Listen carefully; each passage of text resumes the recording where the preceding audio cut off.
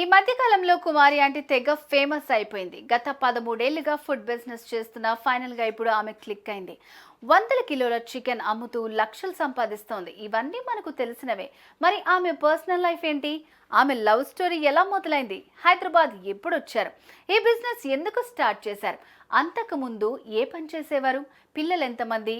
Full details తెలుసుకుందాం. కీళ్ల నొప్పులు, ఊపిరితిత్తుల సమస్యలతో బాధపడుతున్నారా? RNC super speciality hospital, Chintal, Quthbullapur. Kumari aunty అసలు పేరు సాయి కుమారి. ఈమె కైకలూరులోని తామరకొల్లులో జన్మించారు. ఈమెకు ఓ అన్న, అక్క ఉన్నారు. అన్నయ్య పేరు మురళీకృష్ణ, అక్క పేరు నాగసుశీల. కుమారి 4వ తరగతి వరకు చదువుకున్నారు. ఆ తర్వాత ఇంట్లో ఆర్థిక ఇబ్బందుల కారణంగా చదువును మధ్యలోనే ఆపేశారు. తల్లిదండ్రులతో కలిసి పొలం పనులకు వెళ్లేవారు. అలా చిన్నప్పటి నుంచి కష్టాలు పడుతూ వస్తున్నారు.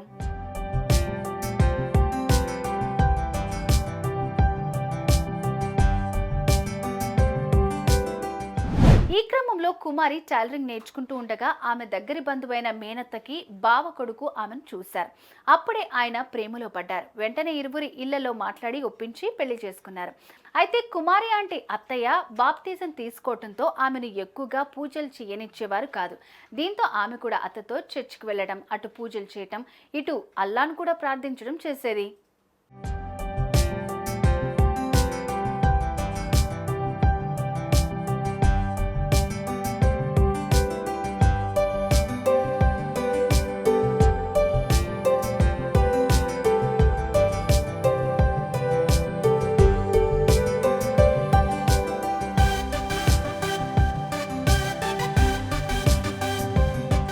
రాను కుటుంబ సభ్యులందరూ హైదరాబాద్ రావడంతో కుమారి ఆంటీ ఫ్యామిలీ కూడా హైదరాబాద్ వచ్చేసింది. రాగానే ఇల్లు అద్దెకు తీసుకునేంత డబ్బు లేకపోవడంతో ఓ గుడిసెలో నివాసం ఉన్నారు. ఆ తర్వాత కుమారి ఆంటీ ఇళ్లలో వంటలు చేయడానికి వెళ్తే ఆమె భర్త ఆటో తోలుతూ ఉండేవాడు. ఈ క్రమంలో ఇనార్బిట్ మాల్ వద్ద ఓ మహిళ ఫుడ్ కోర్ట్ పెట్టుకోవాలని సలహా ఇచ్చింది. దీంతో కుమారి ఆంటీ దంపతులు ఇద్దరు మాట్లాడుకుని ఫుడ్ కోర్ట్ పెట్టారు. అన్లిమిటెడ్ అంటే మేము స్టార్ట్ చేయకముందల నుంచే ఉంది ఇక్కడ అన్లిమిటెడ్. అప్పుడు 40 రూపీసే ఉండే rice, dal rice full meals. Chicken ఏమో 60 ఉండే. అప్పటి నుంచి ఇక పెంచుకుంటూ ఇప్పుడు నాన్ వెజ్ 80 రూపీస్, వెజ్ ఏమో 60 rupees. White rice, bagara, gobi rice, gongura rice, tomato rice, lemon rice, jeera rice, curd rice, chapati. Non వెజ్లో gravy chicken, fry chicken, liver fry, boti curry, anda curry, చేపల కర్రీ, తలకాయ కర్రీ. నాన్ వెజ్లో టైమింగ్ అంటే 12 గంటల నుంచి 4 గంటల వరకు, దేవుడి దేవుల వరకు. అలా పెట్టిన మొదట్లో చాలా సమస్యలు వచ్చాయి. అసభ్యకరంగా ప్రవర్తించేవారు చాలా మంది. దీంతో బిజినెస్ ఆపేయాలనుకున్నారు. కానీ ఎక్కడ ఏ పని చేసినా కాంపిటీషన్ ఉంటుందనుకుని అన్నీ ఎదుర్కొని నిలబడి ఉన్నారు.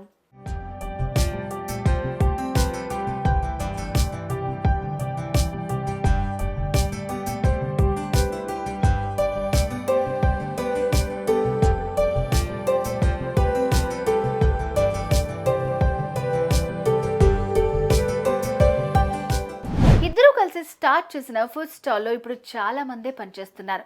భర్త సపోర్ట్ వల్లే ఈ స్థాయికి వచ్చామని, తాను వంటలు చేస్తే భర్త గిన్నెలు కూడా కడిగేవాడని, ఇప్పుడు పని వాళ్ళని కూడా పెట్టుకున్నామని చెప్తున్నారు. కష్టాల్లో ఇద్దరం కలిసి ఏడ్చామని, కన్నీరు తుడుచుకున్నామని చెప్పుకొచ్చారు.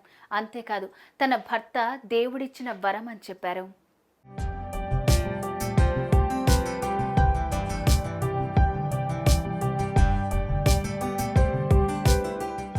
తమకు 2 పిల్లలని, బాబు డిగ్రీ ఫస్ట్ ఇయర్, పాప ఇంటర్ సెకండ్ ఇయర్ చదువుతున్నారని చెప్పారు. వారికి కూడా కష్టం విలువ తెలిసేలాగా పనులు చేయిస్తానని చెప్పారు.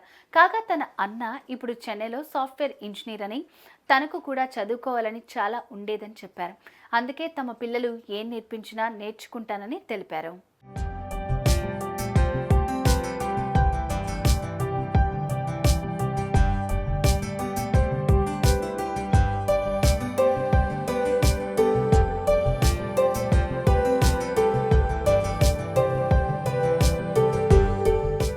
ప్రతి ఆడదాని విజయం వెనుక మగాడు ఉన్నట్లు ప్రతి మగాడి కష్టం వెనుక ఆడది ఉంటుంది.